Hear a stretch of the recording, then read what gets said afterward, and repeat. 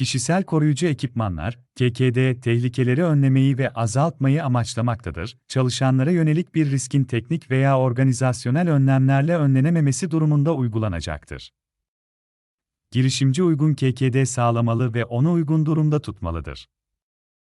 Bireysel özellikleri dikkate almak ve bunları giymenin kabulünü artırmak için çalışanların seçim sürecine dahil edilmesi tavsiye edilir.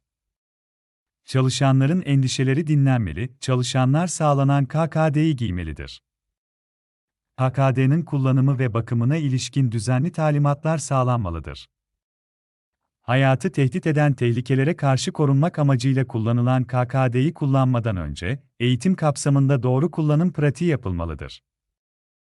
KKD'nin C işareti olması gerekir, uygun KKD risk değerlendirmesinde belirtilmeli ve kullanma zorunluluğu çalıştırma talimatlarına dahil edilmelidir. KKD baş, göz, yüz, işitme, solunum, vücut, kol, el, bacak ve ayak korumasını, ayrıca düşmelere karşı korumayı ve yalnız çalışan kişilerin korunmasını içerir.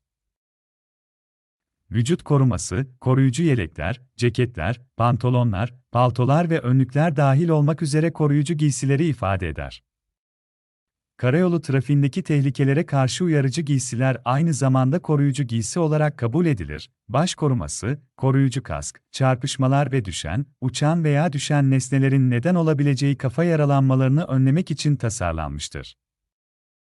Özel faaliyetler veya istisnai çevresel koşullar için, aşırı ortam sıcaklıklarında özel yapım ürünler mevcuttur. Göz ve yüzün korunması, yüz ve gözler şu risk altındadır. Mekanik etkiler, örnek, toz, talaş, kıymık, çarpma veya çarpma yaralanmaları.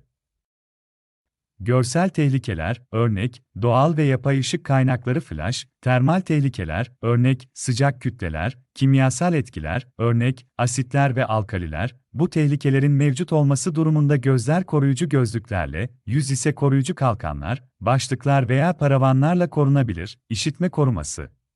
Operasyonel önlemler gürültünün etkisini yeterli derecede azaltamazsa, işitme koruması olarak kişisel gürültü koruması kullanılmalıdır. 80 dB, A'dan, desibel cinsinden ses basıncı.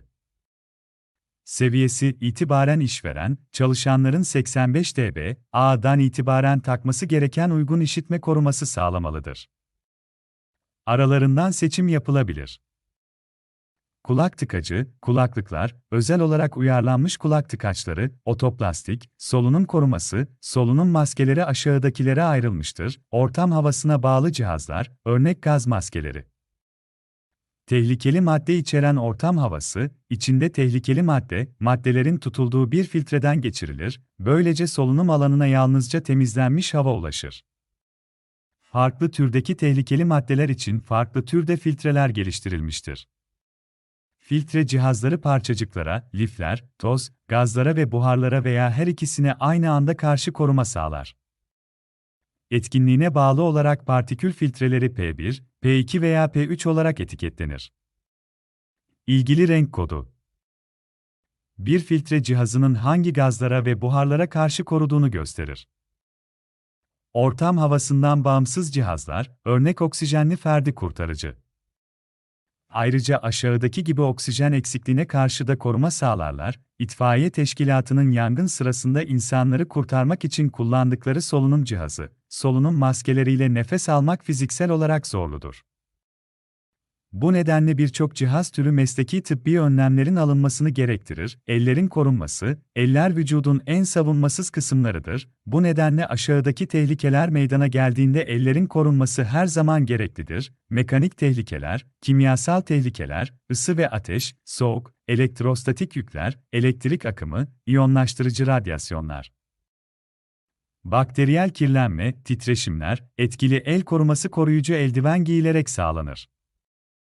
Koruyucu eldivenler, teknik şartlara uygun olarak ortaya çıkan risklere karşı, kullanıcıya mümkün olan en az yükü vererek veya yüksek derecede konforla yeterli koruma sağlıyorsa uygundur.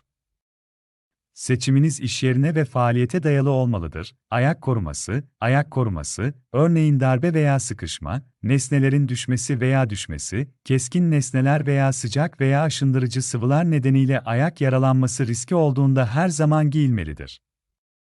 Tüm ayakkabılar ek güvenlik özelliklerine sahiptir. Standartlar 3 tip ayakkabıyı birbirinden ayırıyor.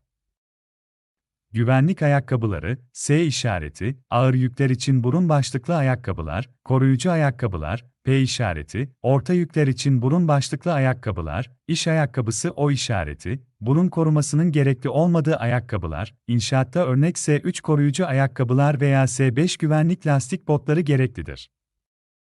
Her üç ayakkabı tipinin de karşılaması gereken temel gereksinimlere ek olarak, özel uygulamalara yönelik ilgili sembollerin yer aldığı ek gereksinimler de bulunmaktadır. Düşme tehlikesi, uygulama alanlarına göre ayrım yapılır, düşmeye karşı KKD, kemerler, emniyet kemerleri sınırlı bir düşme yüksekliğine izin verir.